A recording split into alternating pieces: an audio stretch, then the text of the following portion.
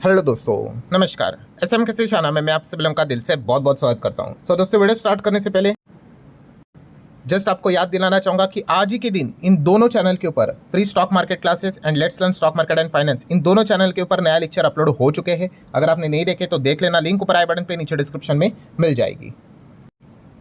ठीक है दोस्तों, फिलहाल इस वीडियो को स्टार्ट करते हैं। यस, काफ़ी लोगों ने भी कमेंट सेक्शन में स्पैम यहाँ पे कर ही दिया कि सर इतनी बड़ी खबर है, इसको ज़रूर यहाँ पे कवर करना। मतलब बड़ी खबर मतलब कि अब तो हमें आदत ही हो चुकी है। कौन सी खबर की हम बात करें दोस्तों? अगेन मिडल ईस्ट का सिचुएशन दोस्तों बहुत ही ज़्यादा खराब होते हुए देखने को यहाँ पे मिल चुका है। अमेरिका ईरान के बीच में जो पैनिक वाला माहौल है, डे बाय डे उसका मीटर बढ़ते ही जा रहा है। अब यहाँ पे क्या हुआ? अगेन यहाँ पे हम कह सकते हैं दोस्तों, ईरान के साइड से बहुत बड़ा एक अटैक हमें देखने को मिल गया। हॉर्मुज में जो शिप जा रही थी उसको उन्होंने यहाँ पे टारगेट कर दिया। एंड जैसे ही यहाँ पे टारगेट किया दोस्तों, ठीक है, उस शिप की अगर बात कर ले तो उसमें देखा गया तो बताया जा रहा है रिपोर्टेडली 11 इंडियन भी थे, जिसमें से 10 इंडियंस को रेस्क्यू भी किया गया, बचाया गया, बट एक इंडियन मिसिंग भी है। ठीक है, मतलब हम क्या पे कह सकते हैं कि वापस यहाँ पे मतलब हॉर्मुज हम लोगों को डिस्टर्ब होते हुए देखने को यहाँ पे मिल चुका है। एंड अगेन ईरान ने ही ये अटैक किया। इसके पहले भी जो अटैक किया था वो ईरान ने ही किया था, 3-4 शिप्स के ऊपर अटैक किया था। अगेन उन्होंने यहाँ पे एक फ्रेश अटैक यहाँ पे किया है। जैसे हॉर्मुज में उन्होंने अटैक किया ईरान ने, उसके बाद अगेन अमेरिका यहाँ पे एक्टिव हो गया और अमेरिका ने लिटरली 140 जगह पे, ईरान के 140 जगह पे यहाँ पे उन्होंने अटैक किया और उन्होंने बताया ये रिस्पॉन्स है क्योंकि आपने हॉर्मुज में जो शिप के ऊपर अटैक किया ना, इसलिए हम ये अटैक यहाँ पे कर रहे हैं। हाँ, सारे जो अटैक है वो मिलिट्री बेस के ऊपर ही उन्होंने अटैक किए हैं। अमेरिका ने भी ये स्टेटमेंट फिलहाल तो दिया है और देखा गया तो इस चीज़ के चलते ईरान के अगेन कुछ सीनियर लेवल ऑफिसर्स की भी मौतें यहाँ पे हुई है। ये भी रिपोर्टेडली फिलहाल तो खबरें सामने आते हुए देखने को मिल रही है। अगेन पहले ईरान ने अटैक किया, फिर अमेरिका ने अटैक किया एंड फिर उसके बाद अगर हम बात कर ले तो अगेन ईरान ने अटैक किया। कहाँ पे अटैक किया? 5 गल्फ नेशंस के और अगेन उन्होंने मिसाइल्स एंड ड्रोन से अटैक यहाँ पे किया है। नो डाउट अमेरिका के ऊपर वो डायरेक्टली अटैक कर नहीं सकते, इतनी लॉन्ग रेंज मिसाइल उनके पास है नहीं। अमेरिका के जो बेस है गल्फ नेशंस में, वहाँ पे वो लगातार अटैक करते हुए देखने को मिल रहे हैं। तो आप देख सकते हैं ओमान का जो पोर्ट है वहाँ पे हमें अटैक होते हुए देखने को मिल गया। देन कतर की अगर बात कर ले तो जो एयर बेस है वहाँ पे अटैक हो गया।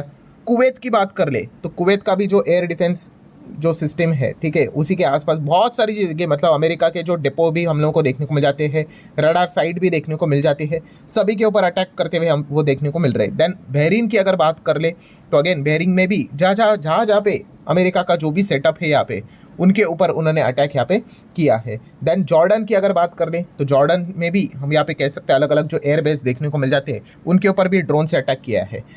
बहुत सारे अटैक ऐसे हैं जो कि ईरान ने अपनी साइड से बात कही है, बट सामने से अभी तक हम कह सकते हैं कि उन्होंने कंफर्मेशन नहीं दिया। बट ये चीज़ें तो युद्ध में काफ़ी आम बात यहाँ पे रहती है। बट बॉटम लाइन तो ये दोस्तों कि एक दूसरे के ऊपर ये लगातार अटैक कर रहे हैं। इसी अटैक के बीच में IRGC की अगर हम लोग यहाँ पे बात कर ले तो IRGC ने दोस्तों यहाँ पे अनाउंसमेंट कर दिया, भाई अब तो हॉर्मुज से हम किसी को भी जाने नहीं देंगे। ये स्ट्रेट ऑफ हॉर्मुज अब हर किसी के लिए यहाँ पे हम लोगों ने लॉक कर दिया है।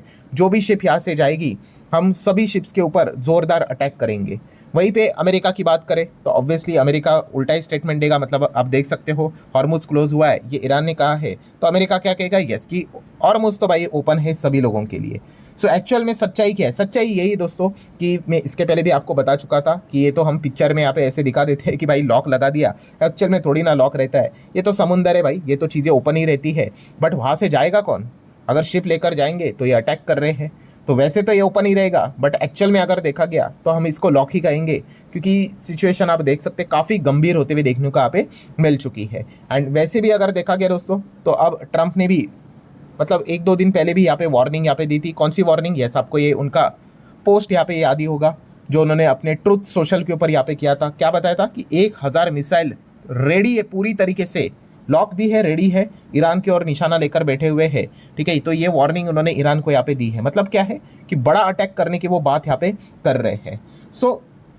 कंक्लूजन क्या है? तो कंक्लूजन ये है दोस्तों कि इस प्रकार की खबरें सुन के कौन खुश होता है? यस, बियर वाले खुश हो जाते हैं भाई कि चलो बाजार को दबाने के लिए कोई ना कोई तो बहाना तो यहाँ पे मिल गया। एंड सबसे बड़ा फियर क्या है, मैं इसके पहले भी आपको बता चुका हूँ। यह सबसे बड़ा फियर है जो 4 दिन पहले यहाँ पे ट्रंप ने ये वार्निंग दी थी कि भाई अब वो आगे जाके किसको टारगेट करेंगे? ईरान के सिविल इंफ्रास्ट्रक्चर को टारगेट करेंगे। उन्होंने बताया कि भाई सीज फायर तो खत्म हमने कर दिया, अब इंफ्रास्ट्रक्चर मतलब एनर्जी प्लांट्स की बात कर ले, पावर प्लांट की बात कर ले, देन डिसैलिनेशन जो प्लांट रहते हैं, पानी को शुद्ध करने वाला जो प्लांट रहता है, उसके ऊपर वो अटैक करने की बात यहाँ पे कर रहे हैं। एंड जैसे मैंने आप लोगों को इसके पहले भी बहुत सारे वीडियोस में बताया कि अगर ये चीज़ होती है कि सिविल इंफ्रास्ट्रक्चर के ऊपर अगर अमेरिका अटैक करता है, तो फिर भाई भूल जाओ कि ये वॉर मतलब रुकेगी। अभी भी अगर देखा गया तो कुछ तो स्कोप है, आप बोल सकते हो 0.01% भी बोल सकते हो, वो परसेंट भी हट जाएगा अगर इन्होंने सिविल इंफ्रास्ट्रक्चर को टारगेट किया। फिर ईरान भी क्या करेगा, फिर ईरान भी भाई मिडल ईस्ट में जो सिविल इंफ्रास्ट्रक्चर है उनके ऊपर टारगेट करना स्टार्ट करेगा। मतलब फिर वो बोलते हैं ना कि सिचुएशन हाथ से बाहर निकल जाएगी, फिर चीज़ें रोकना मुश्किल यहाँ पे हो जाएगी। मतलब आप यहाँ पे कह सकते हैं कि युद्ध के भी कुछ उसूल होते हैं कि आप मिलिट्री के ऊपर अटैक कर लो भाई, ठीक है, आर्मी के ऊपर करो, नेवी के ऊपर करो, एयरफोर्स के ऊपर करो, ठीक है, ये एक चीज़ रहती है। सिविलियन मतलब एक जो नॉर्मल एक नागरिक होता है वहाँ पे क्यों अटैक कर रहे हो। बट ट्रंप ने ये भी थ्रेट दे के रखी हुई है कि वो अटैक यहाँ पे करना कभी भी यहाँ पे कर सकता है। और उन्होंने ये भी कहा था कि कितना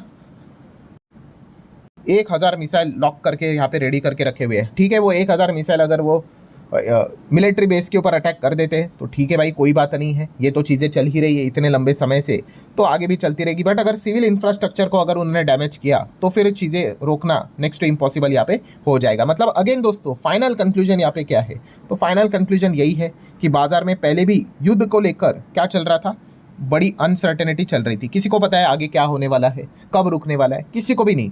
वो कुछ तो कितने दिनों का कुछ तो एमओयू साइन उन्होंने किया था, वो भी चला गया, ठीक है। 60 दिन की बातें चल रही थी कि हम देखेंगे, उसके बीच में ही देखो क्या चल रहा है, ठीक है। तो जितना ज़्यादा अनसर्टेनिटी उतना ज़्यादा बियर वालों के लिए अच्छा माहौल बनता है बाजार में, और एक ग्लोबल लेवल पे ये चीज़ें यहाँ पे चल रही है। एंड इस चीज़ के चलते अल्टीमेटली खतरा कहाँ पे आ जाता है, yes we all know that, crude oil बढ़ने का खतरा यहाँ पे आ जाता है। अगर हॉर्मुज यहाँ पे बंद हो गया, जहाँ से अगर मान लो अगर पहले 100 शिप्स जाती थी, फॉर एग्जांपल अगर 10 शिप्स निकलने लग गई, 90 शिप्स अटकने लग गई, तो भाई ऑटोमेटिकली ऑयल का तो डिमांड हमेशा हाई लेवल पे रहता है। सप्लाई अगर कंस्टेंट हो गया तो प्राइस तो यहाँ पे बढ़ेंगे ही बढ़ेंगे। तो फिलहाल ऑयल के प्राइस हम सभी लोगों को पता है कि यहाँ पे तो 60 के रेंज में, 60 मतलब 69 68 आया था। ब्रेंट की अगर बात करें 70 के आसपास था। एंड जैसे ही पिछले हफ्ते हम लोगों ने देखा था कि ट्रंप ने अनाउंसमेंट कर दिया कि सीज फायर तोड़ रहे हैं, यहाँ पे सिविल इंफ्रास्ट्रक्चर को टारगेट करेंगे, ये 80 तक चला गया था। फिर उसके बाद थोड़ा बहुत चीज़ें नॉर्मल हो गई तो नीचे यहाँ पे आ गया। बट ओवरऑल अगेन यही चीज़ कहना चाहूँगा दोस्तों कि अनसर्टेनिटी अभी भी बनी हुई है इतने समय के बाद भी, ठीक है। नोबडी नोज कि एग्जैक्टली यहाँ पे क्या होने वाला है, एक्सेप्ट आप कह सकते हैं ट्रंप कि वो एग्जैक्टली क्या प्लान कर रहे हैं। अलग अलग रिपोर्ट के जरिए खबर आ रहे हैं कि वो बड़ा अटैक का प्लान यहाँ पे कर रहे हैं, इसलिए इतना लंबा वो खींच रहे थे।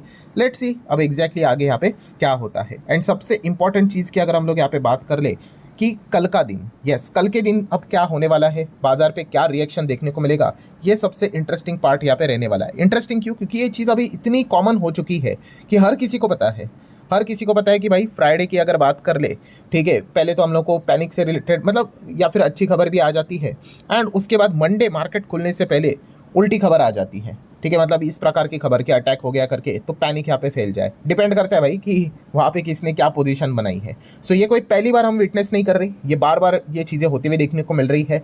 इसके पहले भी हम आई गेस फ्राइडे के दिन ही मैंने वीडियो बनाया था, काफ़ी लोगों ने बताया भी था कि सर मंडे को मार्केट खुलने से पहले देख लो, कोई ना कोई यहाँ पे अटैक हो जाएगा, कोई ना कोई खबर यहाँ पे आ ही जाएगी। सैटरडे संडे रहता ही है, और यही चीज़ें हम लोग को फिलहाल तो देखने को मिल चुकी है। सो मार्केट भी अभी देखा गया तो इस चीज़ को लेकर काफ़ी हैबिचुअल हो चुका है।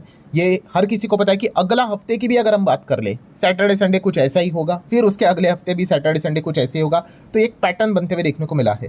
तो इसलिए ये देखने वाली बात है कि कल के दिन क्या इस चीज़ के चलते क्या बाजार पे दबाव आएगा, क्या बाजार में गिरावट होगी, ये एक इंटरेस्टिंग पार्ट यहाँ पे रहने वाला है। एंड देखा गया कि अब खबर तो नेगेटिव है, हर किसी को पता है भाई 140 जगह पे अटैक कर दिया, गल्फ नेशन के ऊपर वो अटैक कर रहे हैं, शिप्स को टारगेट कर रहे हैं, हॉर्मुज बंद होते हुए देखने को यहाँ पे मिल चुका है। सो खबर तो नेगेटिव है।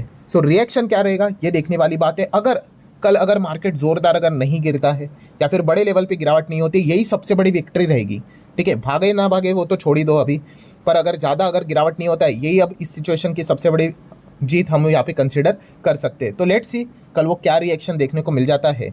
ये मतलब कल जब बाजार खुलेगा तभी पता चलेगा। इनफैक्ट सुबह भी थोड़ा गिफ्ट निफ्टी ओपन होगा, थोड़ा सा एक अंदाज़ा यहाँ पे आ ही जाएगा। एंड कल के दिन की अगर हम बात कर ले, ठीक है, पहले मार्केट ओपन होने से पहले ये सारी चीज़ें हम चेक करेंगे। और बाजार बंद होने के बाद आपको बताइए है ये हमारा इन्फ्लेशन का डेटा भी आने वाला है। अगर वो डेटा भी अगर बढ़कर आता है, बाजार भी अगर मॉर्निंग से लेके मतलब 3:30 बजे तक भयंकर नेगेटिव रिएक्शन अगर दिखा देता है, तो फिर मतलब हम यहाँ पे कह सकते हैं कि सिचुएशन और भी खराब यहाँ पे हो सकती है। डिपेंड करता है, ये सारी चीज़ें डेटा कैसे आता है उसके ऊपर चीज़ें निर्भर करेंगी। तो उसके ऊपर भी कल मैं वीडियो बनाकर आप लोगों को अपडेट यहाँ पे करवा दूंगा। सो ठीक है दोस्तों, अभी तक के जितने भी अपडेट थे वो मैंने आप लोगों को बता दिए। वही चीज़ें चल रही है, इसके ऊपर अटैक कर रहा है, वो उसके ऊपर अटैक कर रहा है। बस एक ही चीज़ ध्यान में रखनी है कि सिविल इंफ्रास्ट्रक्चर के ऊपर इन्होंने अटैक नहीं करना चाहिए। अगर ऐसा हुआ तो फिर भाई मतलब आप कह सकते हो कि सिचुएशन काफ़ी ख़राब हो सकती है। सो लेट्स सी अब आगे एग्जैक्टली क्या होता है। जो अपडेट था वो मैंने आपको बता दिया। वीडियो हेल्पफुल लगा होगा, चाहो तो लाइक एंड शेयर कर सकते हैं। मिलते हैं नेक्स्ट वीडियो में, तब तक के लिए बाय बाय।